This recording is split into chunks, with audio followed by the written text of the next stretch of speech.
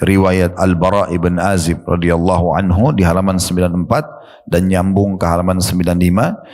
Yang pertama kedudukan Al-Bara' ibn Azib radhiyallahu anhu di mana beliau menyampaikan kepada kita riwayat ini, ya.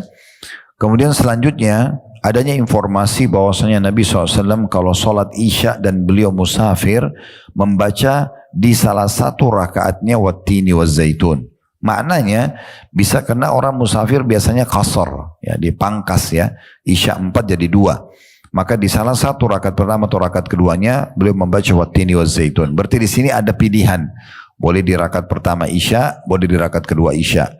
Yang tidak dibaca surah wattini wazzaitun boleh baca surah yang lain. Tentu sekali lagi ini sunnah, ya. Artinya kalau kita lagi safar dan tidak baca wattini wazzaitun pun tidak masalah, tetap sah sholatnya. Tetapi sudah kami bahasakan tadi di pembukaan kita, riwayat-riwayat seperti ini hanya akan dipedulikan oleh orang yang peduli dengan ibadahnya. Dia ingin ada varian yang banyak tertulis di buku amalnya yang nanti dia akan mendapatkan ekstra pahala. Nah seperti itu kurang lebih, ya.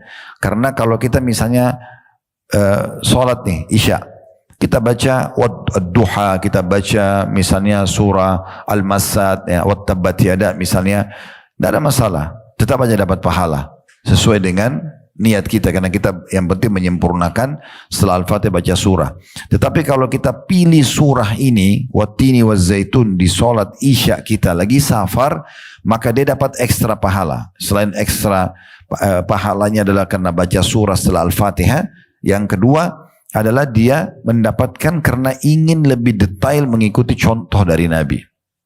Ya, ini ada pahala sendiri. Ya, ini ada pahala sendiri. Sudah kami bahasakan tadi, makin kita coba mendekatkan diri kepada Allah secara detail, maka Allah makin dekat dengan kita. Dan makin dekat dengan Allah berarti otomatis makin terpenuhi kebutuhan kita, ya, dan makin terselamatkan dari segala macam mara bahaya.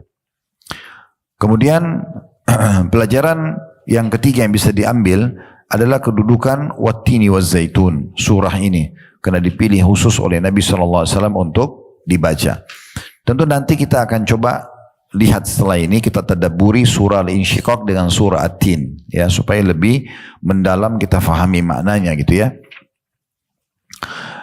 Kita lanjutkan dulu, baru nanti kita akan tadabburi surah-surah itu. Selanjutnya riwayat dari Samurah bin Jundub dan radhiyallahu anhu dari Sa'ad bin Abi Waqqas radhiyallahu anhu. Samurah bin Jundub sahabat Nabi, ya, yang pada saat Nabi SAW meninggal umurnya masih sangat muda gitu, ya.